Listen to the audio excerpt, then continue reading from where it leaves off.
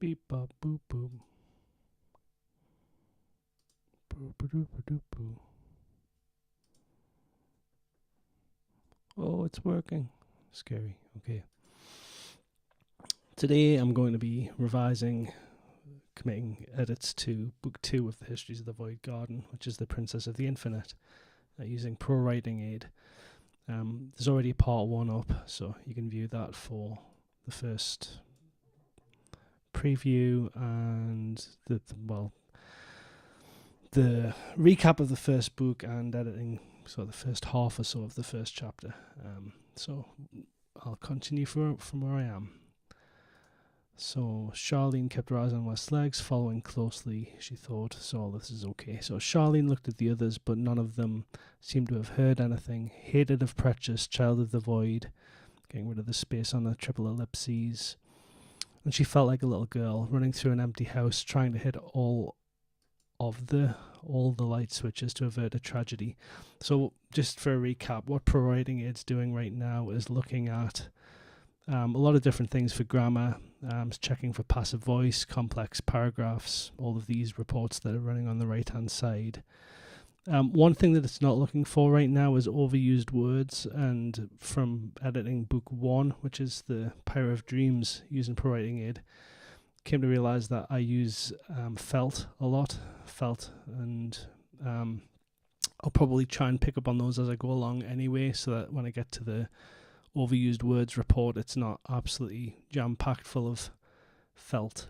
But my aim is to get the grammar and spelling up to 99%, and the style score at least into the green here, so I've got good sort of 10% or so to go to get the style score up. And that's so that it fits in with this magical realism style, which is what I've got the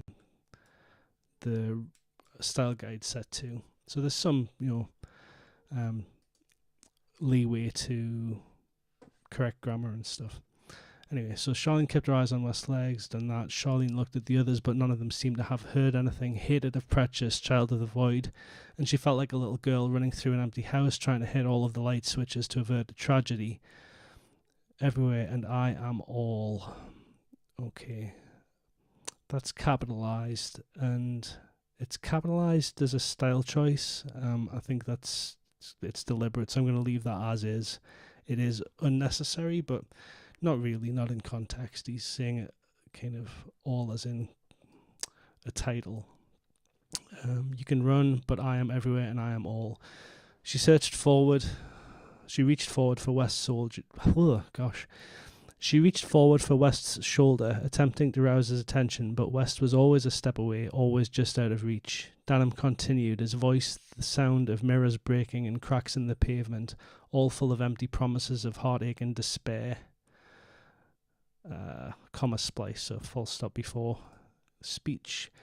The Thane of the Void, that's who you reach for. See him now, ever a step too far. Time will bring no succour. The Thane will always be beyond your grasp. With a stomach knotted, Charlene ran forward, fingernails scratching busily at her arms, the leeches raising to the surface. She wanted somehow to reach inside herself and remove him, to drag Danham's words out of her body and eradicate every trace. David had felt the warm, gentle kiss on his cheeks. Okay, so David had felt the warm, gentle kiss. Can I get rid of that felt? David had felt the warm, gentle kiss on his cheeks the moment the lights had illuminated his first footsteps. No, I mean, I'm not going to get rid of every single occurrence of felt, but if I can get down to kind of 30 across the space of the book, I'd be happy. The lights had dimmed and he had yelled out in fear, or at least he had tried to, yeah, no, that's, at least he had tried to. His tongue stopped by a kiss. He had tried to, semicolon there. It wanted that to be a new sentence, but his tongue stopped by the kiss. It's more of an extension of that sentence than it is a sentence. The voice was soft, almost loving, but the words were calculating and destructive, splice, so full stop before the sentence. David, a name that speaks of regal greatness in others. The surrounding arms, the arms surrounding, holding him close, fingers tight in his hair. So the surrounding arms, sure. The surrounding arms holding him close, fingers tight in his hair, the mouth at his ear. How then does it come to be spoken of the blood bastard who sold his daughter's future for his own safety? David Beach, son of the thief, Julian Beach. David Beach who damned his beloved Stephanie to this life, outside of life. Ignoble beginnings for the father of she whose reign will be anointed in the blood of the new mythologue. So this is Pratchett getting inside Danum getting inside of everybody's head. Danum and Pratchett are the same thing, if you've read the books at all. Not that you will have. Ignoble beginnings for the father of she whose reign will be anointed in the blood of the new mythologue. That is passive voice, which is why it's highlighting this in purple. But again, he's talking in a way that's sort of biblical, and I'm comfortable with it being passive voice, so that's fine. I'm going to set that to ignore so it doesn't highlight it every time it goes through this report. David moved his head until he felt his chin touching his chest. Then he stamped his feet, watching for the small array of lights. Cobb heard the voice. Last chosen of the second kingdom, the words dry. Yeah, the words were dry and coarse, seething with disdain. Nope, Cobb managed to yelled. So I've mentioned it in the first video, but this is another thing that ProWritingAid pointed out, is that I used managed to, started to, began to, all over the place. And that's one of the things I'm going to be getting rid of in this Passover. Cobb yelled the word, "Shut the fuck up, la la la la." He didn't stop, even his mouth wrapped with the black tongue of Danum. Cobb thrashed his head, humming as loudly as he could manage. The words rambled on. But Cobb imagined a world full of food, waiting for him to dive in and glut his ravenous appetite. He'd paced himself, though, because of cognitive scaling. I'm going to leave the of out of that, because it's kind of part of a piece of speech that was earlier. And because cognitive scaling, whatever the crap Stanek had warned him about, and he'd become a colossus, stomping on cars and picking his teeth with trees. So this is Cobb. He has the voice of Danum, this godly creature, in his head, and he's just thinking about food to try and put it out of his head. "You hunger for power," the voice tried again, saccharine, sweet with promise. Cobb couldn't answer. He mumbled and hummed. Then, speech failing, he imagined the words spelled out on a giant neon sign written in garish blue neon, "Buffet King." Then, out of the blackness, Stanek's hand in his, her laughter filling the air about him, comma splice. "You're coping better than David," she pointed to David. To David, is that a comma? Yes. Who was walking along beside Cobb, stamping his feet as if he was trying to put out a fire, the little pools of light flashing everywhere he stepped. When Charlene finally felt Danum loosen... Okay, so when Danum finally loosened his hold on Charlene's consciousness, get rid of felt, so when Danum finally loosened his hold... Right. When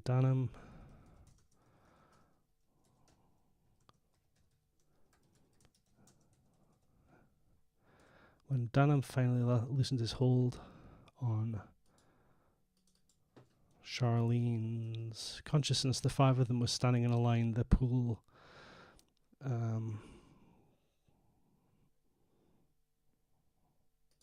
the pools of light merged into one. Yeah, that works. New sentence. That does work as a new sentence. So the pools of light, the light comes on the floor wherever they're standing. Stanek has this huge room that Danum is housed in. And rather than turning the lights on in the entire room so that they're confronted with the sight of this beast of the void, everywhere they stand on the floor, there's these lights. So anyway, that's they're standing together, so the lights around them. Stanek tapped the floor in front of her with the ball of her foot, and the five were lowered. Yeah, that works. It doesn't. That passive voice is fine there. So I'm going to ignore that. West watched the platform raise back toward the ceiling, thick hydraulic arms wheezing softly. "Why are we here?" Stanek had led them to a large room, LED, not L-E-A-D, led them to a large room which contained no immediately apparent furniture or fixtures, save for a windowless metal door. The walls, ceiling, is it gonna say, and floors all shimmered with the light of gladium rills, but this bioluminescence was the only illumination. Stanek stepped towards the metal door, then turned to face the others. David, when we checked in on Stephanie, I saw a glimpse of what she was dreaming. How? David asked, a little confused. He had been right there, and he could remember no real exchange between the two of them except for Stanek stroking Stephanie's head. It doesn't matter how, she continued. What matters is what I saw, what she allowed me to see. West's eyes were wide. He took a step towards Stanek, lowering his head. The question hadn't formed on his lips when Stanek answered. Yes, she's dreaming. All I saw was a flash, but whatever was going on in Stephanie's brain, it is... Her lip quivered, and she drew a quick breath, steadying herself. What I saw, it was so brief, but it was clear... What I saw, it was so brief, but... What was clear? But it was clear that you were all there. All through there. But it was clear. What I saw was, it was so brief, but it was clear that you were all through there.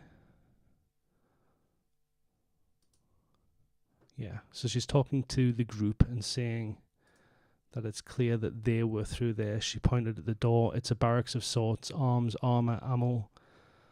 West pointed towards the ceiling. Hell of a guard dog, and he's talking about Danham. Stanek laughed, her tension easing significantly. Splice. This is certainly the safest place to be.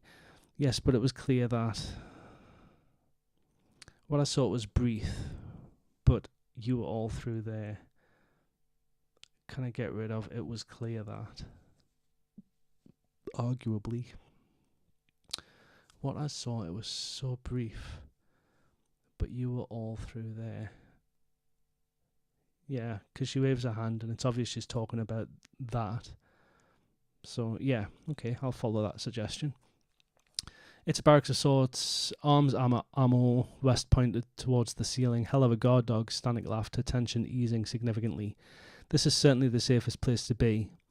David waited for her to add some sort of addendum to his statement, but when none came, he was unable to contain himself. He could not contain himself. He couldn't contain himself.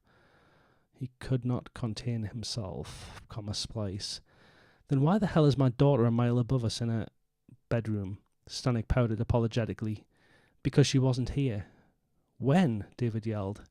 In her dream, David. In that brief glimpse I saw, she wasn't here with you, and neither was I. West recoiled.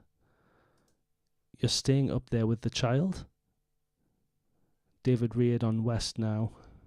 Full stop. She has a name. She's not just some kooky little kid with freaky eyes. He punched the wall, tearing up immediately. She isn't supposed to be here. Stanek's tone was firm, but she didn't rise to anger. There is a battle, and her part in it is up there. David sneered, his expression belying all of his doubt, his feelings of inadequacy. Oh, that's great. Right, so I've used he three times in a row here. That's what it's highlighting in orange. I don't know if you can see the colour there, but he turned inward. He wanted to blame someone. He was used to having his sister. So... what to do. It's suggesting nothing. It's just telling me that I've used it 3 times in a row. So, oh, that's great. He turned inward, head stooped, arms crossed. I am just going to have a quick look to see if there's... Nope, nobody on the chat right now. Okay. Nobody to help. No suggestions. Right, so... David sneered, his expression belying all of his doubt, his feelings of inadequacy. Oh, that's great. See, I could say turning, but then it would start to flag up too many ing beginnings.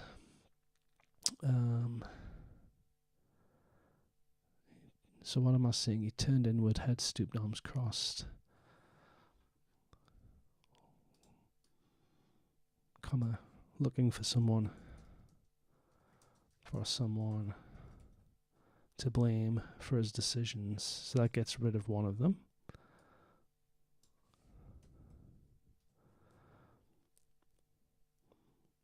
He was so used to having his sister Hannah around to help shoulder the responsibility. I'm just going to get rid of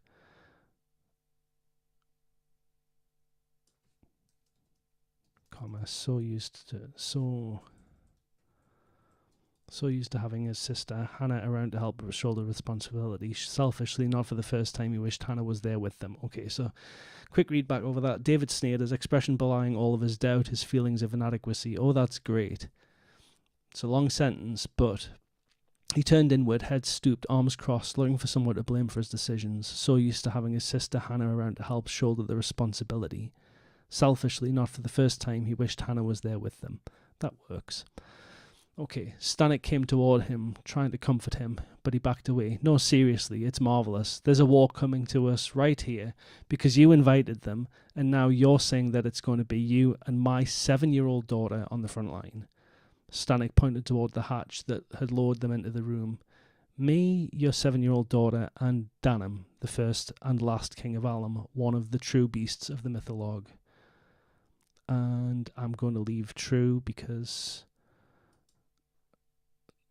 veritable is just a weird choice there. Okay, so I'm going to copy and commit these changes to the print-on-demand and Kindle versions of the book.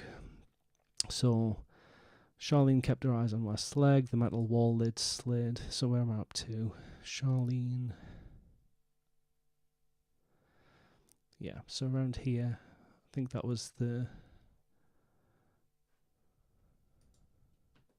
Yes.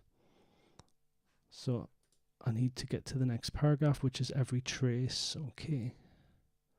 So down to there. The paragraph break, I mean. So I'm going to copy that. I'm going to paste it across to here.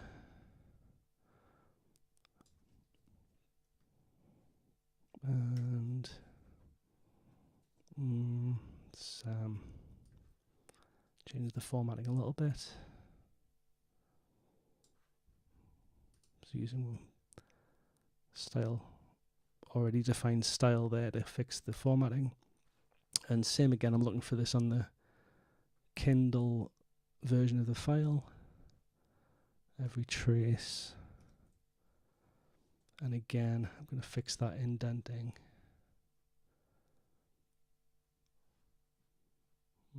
Where was it up to? Charlene, there you go.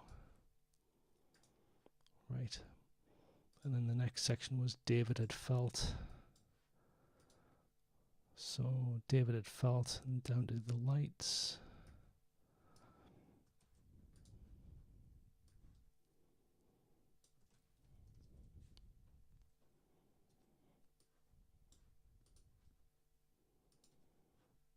And then David had felt,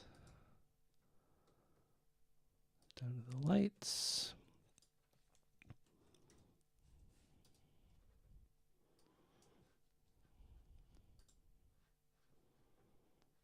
And then really I just want to see where I was up to. It was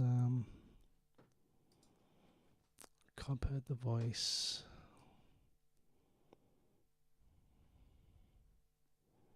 That was down to here. And I think that was all one section. Nope, couple of sections. Okay, so when Dunham West watched.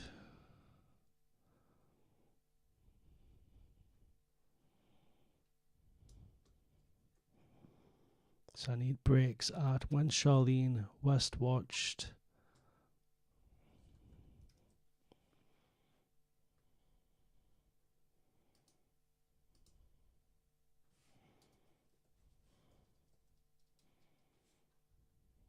West watched.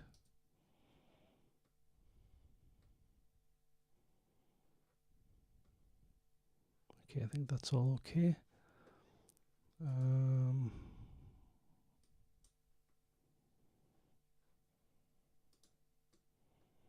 Cophead the voice, yep, okay.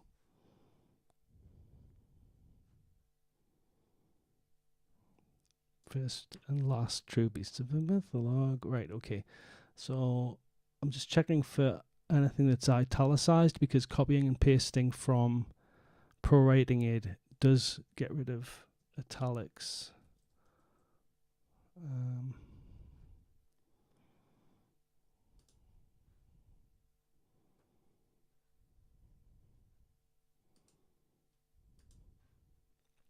Here we go.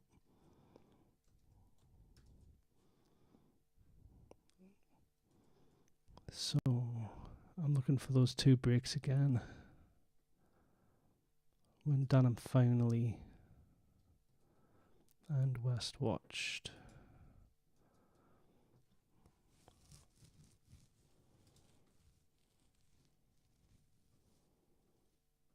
Yep, okay.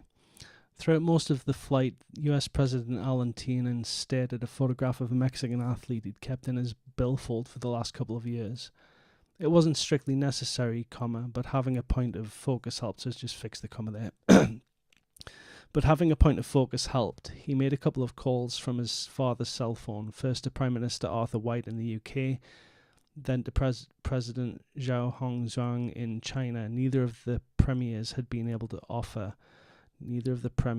offered any concrete promises. Yeah, I like that. And both had implied that it was an impertinence that he would even suggest that their problems were any less pressing. He had been tempted to throw Lucas's phone out of the helicopter's window. It had tempted him. No, I think the passive voice is fine there. Vice President Lucas Miller eyed his phone, watching his son's twitchy hands, splice. You don't think Arctum will be enough? Two things. Secondly,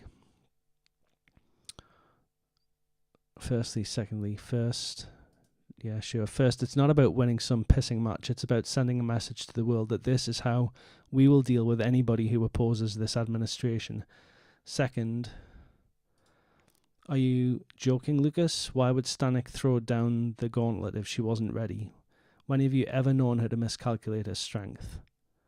He looked out of the window and attempted to glimpse the hangars of Arctum's advanced training facility. So it's just changed catch a glimpse to glimpsed. It attempted to glimpse the hangars of Arctum's advanced training facility, nestled in dense woodland outside of Shippensburg, Pennsylvania, from the air. There was hardly anything worth looking at. I'm telling you, he continued, the muscles of his face filling out as he focused his energy on the photo.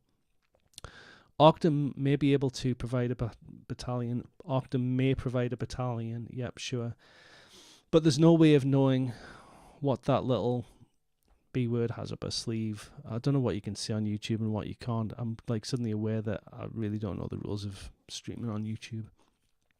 Miller rested his head back into the leather padding.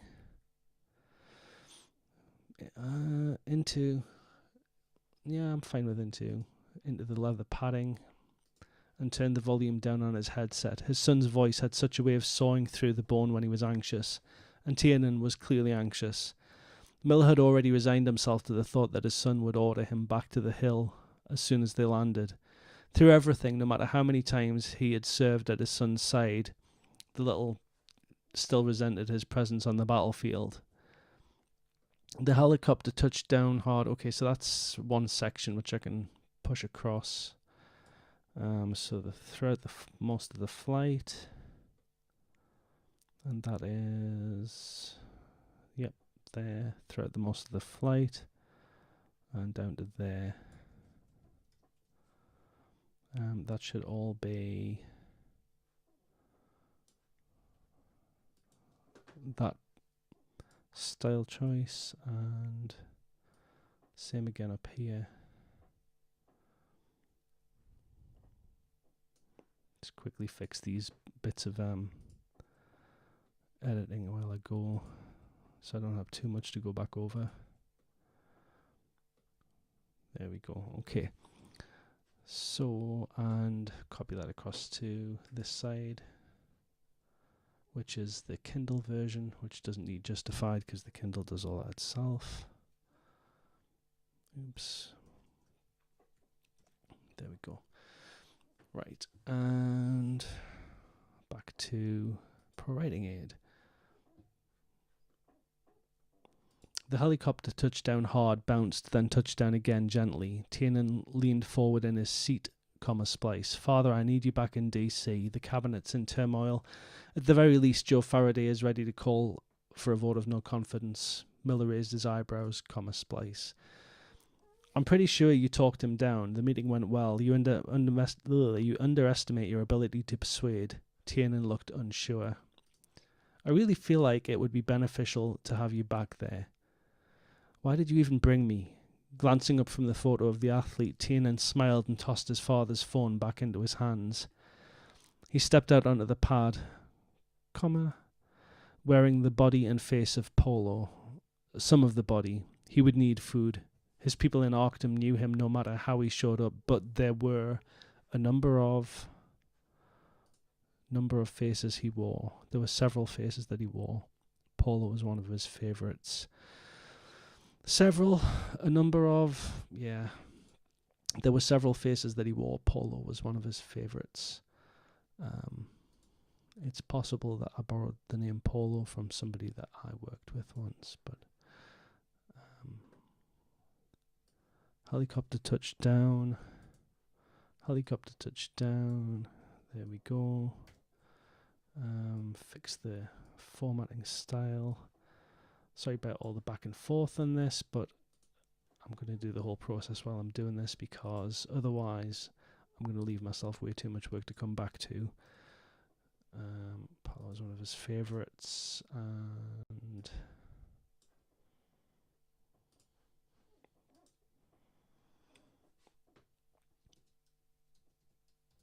there we go. Okay, so it looks like it keeps changing font. I'm probably gonna have to go back through the Kindle version anyway because the formatting looks weird. Arctum, and by extension, the employees of Arctum usually kept a low profile. If they were officially sanctioned, or even if they were accidentally sired by a member of the Arctum staff, newborn blood bastards would usually train at a Shippensburg base, the Ringer. This is passive voice, and I'm okay with the fact that it's passive voice. I think a lot of the times the passive voice thing with ProWritingAid, if it's in creative writing, if you've used passive voice, a lot of the time it will be there for a reason. I haven't found many instances of passive voice that I've been like, oh yeah, I've got to change that. The New York facility was mostly dedicated to research and development, administration and outreach. Especially when you've got a tell section, and there's always going to be sections of tell. You know, it's not all show. So you know, there's a little bit of expository writing here, and it's going to be passive voice. The New York facility was mostly dedicated, so there's options there. But we mostly dedicated. No, none of those make any sense. So I'm going to set that to ignore. I could just disable the rule, but you know, the chances are if I do, it'll catch one that I should have changed. Arctum had many other training facilities throughout the world, but at some point, everyone passed through the Ringer. Tiernan was greeted at the pad by Wyatt Mosier, nee Tuan Kith Mansur, a man who had fought beside Tiernan on the battlefield of the Leechborn Wars and the Mythologue. So this is somebody who's been around for all of 30,000 years. He towered over Tiernan. I'm going to add knee because that is a real word, and for some reason ProWritingAid doesn't have it in the dictionary. So, a man who had fought beside Tiernan on the battlefield of the Leechborn Wars and the Mythologue. He towered over Tiernan, his facial scars, which he had worn proudly since his first combat in Alum, still glistened black on his naturally dark skin. He didn't smile. So within the law of this, that's a choice, sort of the decision to keep scars. It's, you know, the leeches can fix them up. They can get rid of the scars. If they don't want to have scars, they can look however they want to look. But this guy has decided to keep the scars that he got in battle. So there you go. He didn't smile. Lieutenant Mosier, Tiernan offered his hand in friendship. Ark and cut to the chase, and let's dispense with the New World bullshit. It's Tuan. It has always been Tuan. You might like to parade around with the face of a prettier man, but I will always be as you find me. You want to address me by rank? Then it's Kithman Sir, Tier, East Tertiary. I'm sure we'd both prefer if you stick with Tuan. Tertiary is a term from the books, so I'm going to keep that. It's also a real word, but again, I don't know. ProWritingAid. Tiernan smiled, full stop, comma splice. Would you prefer us to revert to the mother tongue also? Tuan cracked a thin-lipped smile, comma splice. So I am sticking with hyphenating words, that compound words. I've just gone through this process with Power of Dreams, the first book, and I did hyphenate compound words there. So doing it throughout this as well. Tuan cracked a thin-lipped smile. I've had enough of your mother's tongue to last me a lifetime, he laughed, leaning in to hug Tiernan. How is Petra? A your mom joke. Tiernan grunted under the weight of Tuan's arms. You know my mother, same as ever. You know my mother doesn't need a comma. Ignore possible missing comma, She'll always have a place in my heart, constant, unyielding. Tuan tilted his head towards the deep blue glass wall of the nearest bunker. Full stop, comma splice. Should we head down? I've pulled together a strong battalion, very few young bloods in the number. Tiernan nodded. And the two men walked together, Tiernan taking 2 paces for Tuan's 1. No, that is a comma, it's not a full stop. I should probably eat something. That does need to be a full stop there, though. Tuan agreed. Comma splice. We'll stop by the mess hall at 12. You look like you need mess hall on 12. It is on 12 because it's not the time. He's talking about floor 12. You look like you need a good 30 pounds. He's talking about weight there. He pressed his hand against the blue glass and previously invisible seam in the wall parted to welcome them in. Tiernan walked up to the security clerk's desk, smiling amiably at the woman who sat behind the bulletproof screen. A needle pushed out from the surface of the desk. Tiernan slammed his hand down on the needle, then listened to the mechanical hum of the centrifuge as he waited for ellipses with no space before them. Good to see you, President Tiernan, the woman offered rigidly. Here's your badge. A blue glass panel to the right of the security desk slid aside and Tuan led Tiernan towards the elevator at the back of the bunker. Tiernan glanced at Tuan's chest. Then his eyes wandered up in the direction of his face, toward his face. Yes, that's smoother. As the elevator door pinged charmingly. We need to be wheels down in a few hours. I'm not sure there's enough time to bulk out 30 pounds, brief the men, gear up and load out. Tuan leaned away from Tiernan, comma splice. You should talk less around the men. You're trying too hard. He eyed the number 12 on the small graphic of the building's floor plan and waited for the elevator to announce the destination in a somehow distractingly alluring voice. Mess halls, 1 through 6 and maintenance, floor 12. Tiernan sat hunched over the metal top table. Okay, I'm going to do all of that because that's one section. Helicopter touchdown. Actually, no, it was... I did do that already. Favorites, yes. Arcdaman by extension. So down to there, and Arcdaman by extension. Floor 12, there we go.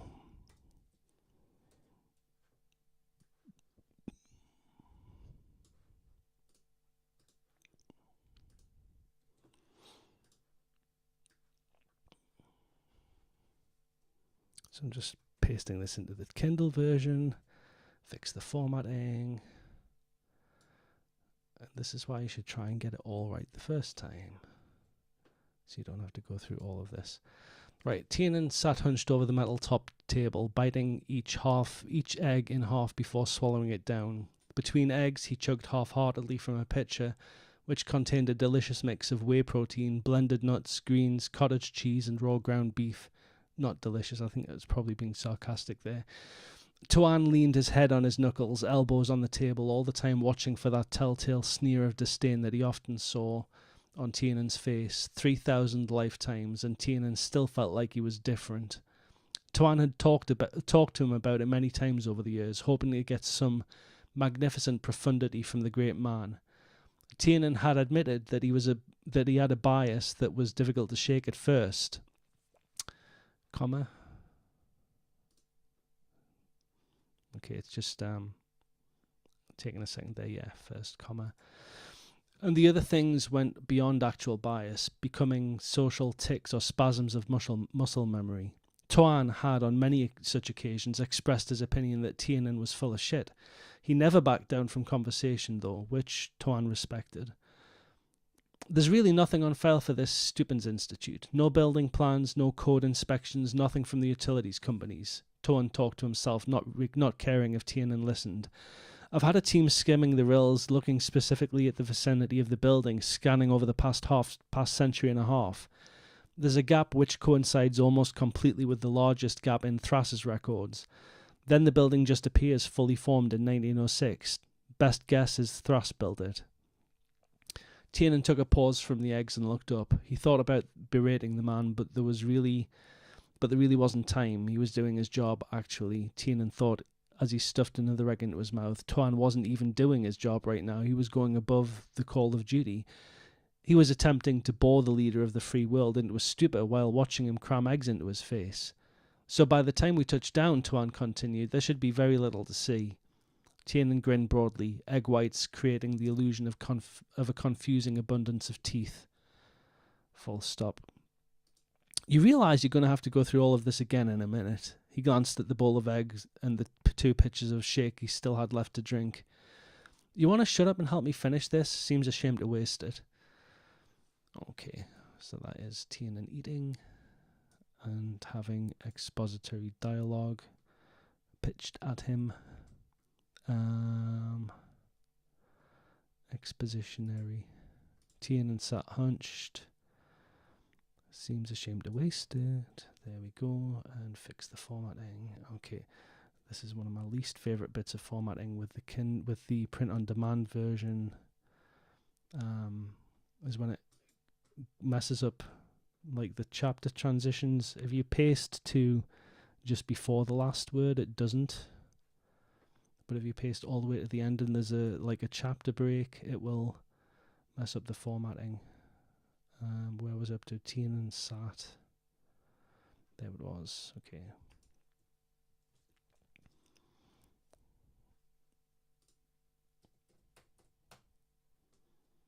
And that all looks okay, actually. So there we go. Tiernan sat. And paste into this one.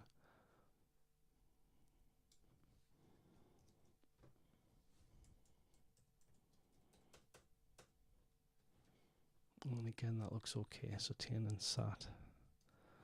Right. I'm going to save because I haven't saved in a while. I don't think I noticed felt there at all, but there might have been. Chapter 2, The Beast. Stephanie felt the weight of her eyelids and the bridge of her nose. Straight away. Irony. Stephanie felt the weight over her eyelids and the bridge of her nose, felt the touch of soft fingertips on the skin of her face. Okay. So I'm going to rewrite this here. Soft fingertips stroked Stephanie's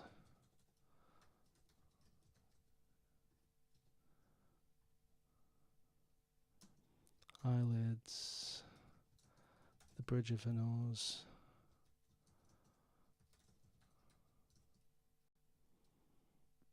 the skin of her face,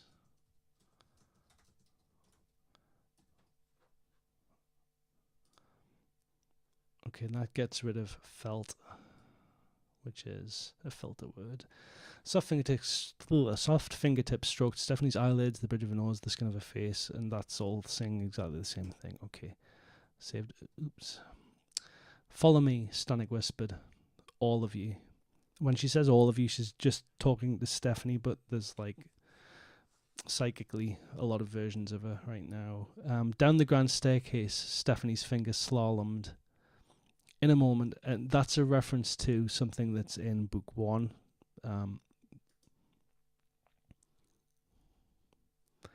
No, that should be Stephanie's.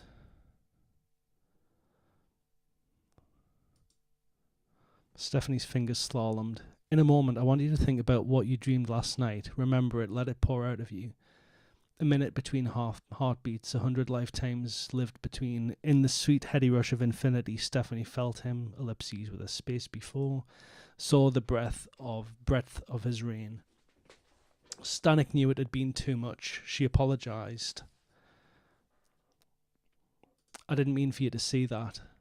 Don't lie to yourself, Stephanie replied. Her nose wrinkled, and her lips pursed to form a perfect bow as she saw how her words had touched Stanek. What's wrong? She bowed her head, touching Stanek's chin with her small fingers. She hadn't really meant the words, not how they sounded. She wished she could take them back. Somewhere she hadn't said them. Somewhere she would never say a word that would cause Stanek pain. It was a subtle shift. Stephanie saw it first as a play on the light, the vanishing traces of ghosting images. With Stanek's bent-over form twirling and pirouetting, each one 100 reactions dancing through phases of uncertainty, illuminated by a cluster of stars that never came to be. Then there was one, and Stephanie could see the change in Stanek. She looked into her eyes, and she knew. She knew that she had caused a change. She knew she had. Yeah, it doesn't need the that. She knew. It's saying take out that, which is a fine suggestion. But it's just gone off the screen. There we are. She knew she had caused a change because there, kneeling in front of her, was a version of Stanek who had never heard those hurtful words. Not a shadow of her, really her. Like the looking glass, Alice had stepped through and left a universe of possibilities in her wake. Stanek hugged her, squeezing her tightly, shattered and afraid, because as she held her, she could see her first glimpse of the woman that Stephanie might become. Stanek gasped. What just happened? Stephanie squinted, a lie of omission forming on the tip of her tongue, knowing full well. She asked Stanek, What do you mean? Stanek took the child's hand in hers. Full stop. I just felt something I've never felt before. Which is unusual for somebody who's lived 30,000 years, and there's some weight to what she's saying there. So all of this stems from the fact that Stephanie has now an ability to change the reality around her based on the fact that she is more connected to the Rills, which is something within the lore of the books. So anyway, as she felt the whispers of the Delvers through Stephanie's velvet soft palms, as the whispers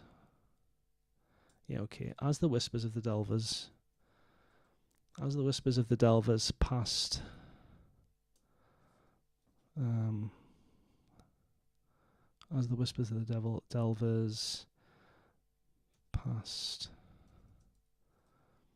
between Stephanie's velvet soft palms and her own,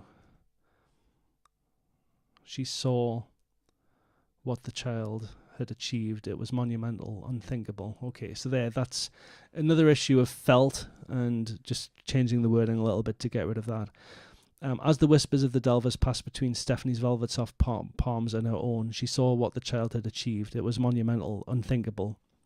Stephanie, Stanek spoke slowly, gently. You can't do that. Stephanie smiled and waited for Stanek to return her smile. She blinked, her smile failing slowly. It wasn't a game. I don't understand what you did, Stanek continued, careful of her words because she meant them. I'm scared for you because I should know. I've been around enough. She looked at the wall behind Stephanie, the universe flashing past, and she felt confused. Full stop. I should know it all by now, Stephanie, and I don't. I don't understand what you just did now, and I'm not sure anyone else in the world would understand. But it's not a game. Stephanie smiled, just a step ahead. It was all she needed to be. Just a step ahead. Stanek closed her eyes, and when she opened them again, Stephanie saw such fury, unlike anything she'd ever seen from her dad or from her aunt. She pouted, pearl blue eyes glistening with tears. I'm sorry, I don't realize I'm doing it. Stanek shook Stephanie's hands gently. Don't lie to yourself. The words ricocheted around her head, comma, and her hands fell quickly to her sides, dropped quickly to her sides, dropped to her sides. So it's just fell quickly, and it suggested dropped, and that's fine because that illustrates that. Dropped to her sides. She wanted it so badly, it made her feel sick to her stomach. She tried again, marshalling her thoughts. You can control it. And that's Stanek asking her. Stephanie nodded, then her head shook slowly. I'm not sure. Stanek took her hands once more. Full stop. You must. At least until you understand it fully. I'll help you. Stephanie thought about everything she had seen in her dream. There was too much. Unfathomable things she had witnessed. But she knew that Stanek was right. She knew Stanek was right. Doesn't need that there. She would always help her. Your eyes. Stanek leaned closer. It looks like they're healed. So Stephanie's eyes had gone a bit wacky, like compound, like spider lenses. And now they're back to normal. Stephanie shrugged. They're better. She struggled to articulate what she meant. Full stop. I can see more. There's less space before an ellipses. It's less fuzzy. There's more to see. Then she heard the call, the tongues twisting inside. He's waiting. Okay, so I'm going to commit all of that across, which will just take a second. The other reason I'm doing this is that it's been a while since I read the first two books, and I'm returning to work on the third book at the minute, so it's kind of a process of reconnecting with the characters and relearning what I'd written, which is worthwhile.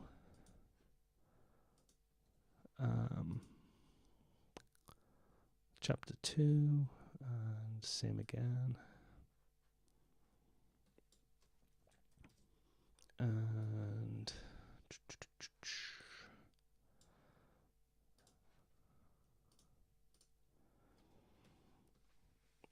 And if you haven't seen part 1, I should explain that there's a third version of the Word file open here. And what you can do with ProWritingAid is open a Word file or work with something like Scrivener.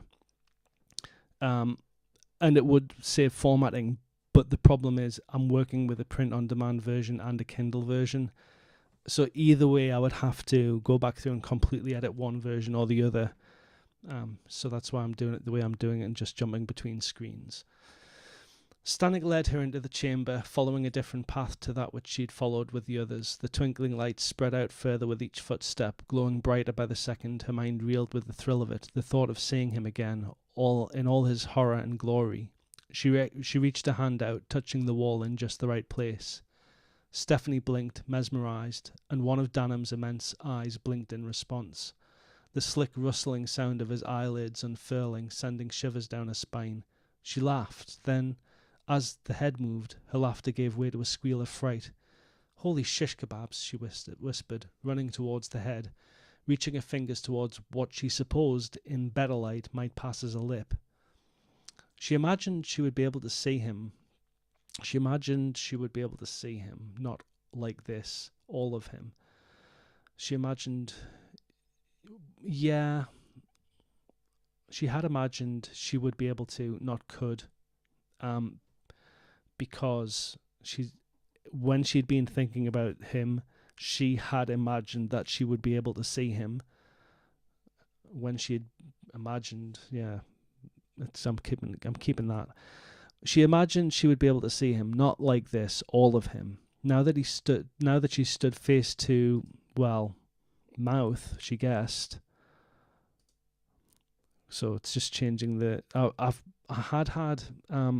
I think because of the formatting requirements of either Kindle on Demand at the time or Create Space, or maybe it was, I don't know, I can't remember which it was, but one of them, the style guides required spaces either side of ellipses, which isn't a requirement on Amazon Print on Demand now, so I'm kind of skipping that.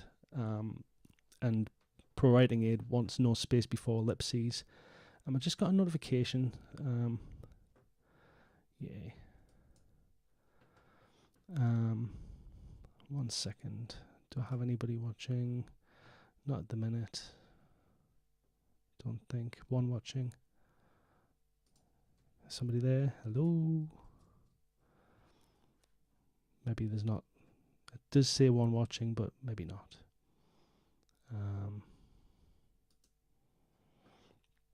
Stephanie blinked, mesmerized. Okay, now that she stood face to, well, mouth, she guessed, it was clear to her that, yeah.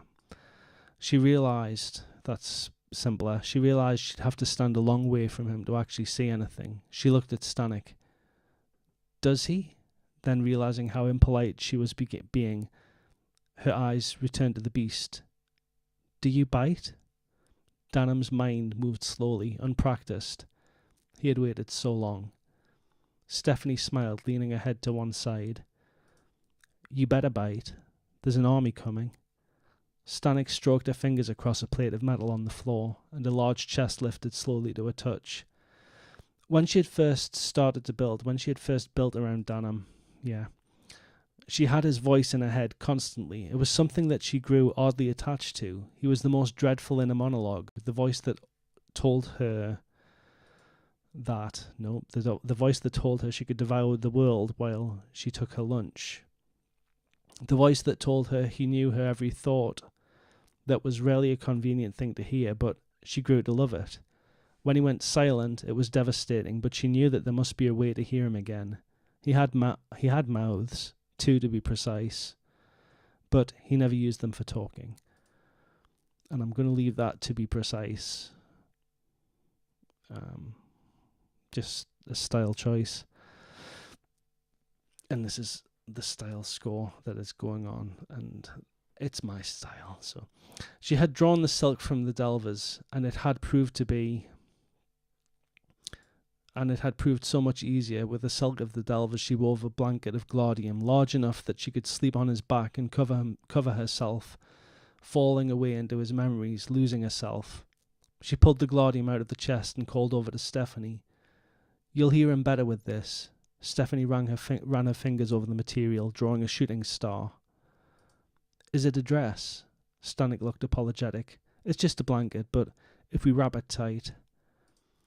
Removing the space, Stephanie took a corner of the weave in her hand and spun on the spot, wrapping herself up tight.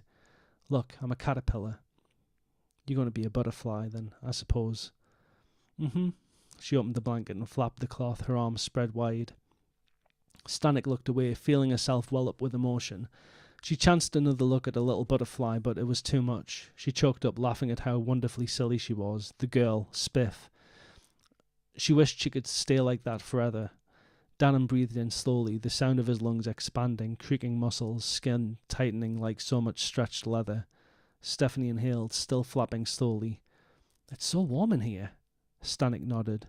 Danham is warm-blooded. Very warm-blooded. And if you're going to hyphenate one, you might as well hyphenate the other. Stanek nodded. Comma splice. Can I touch him? She looked into his eyes, squinting, screwing up a face. Comma splice. Can I touch you? So she keeps referring to him as if he's not there and then referring to him again. And I am going to pause the stream there.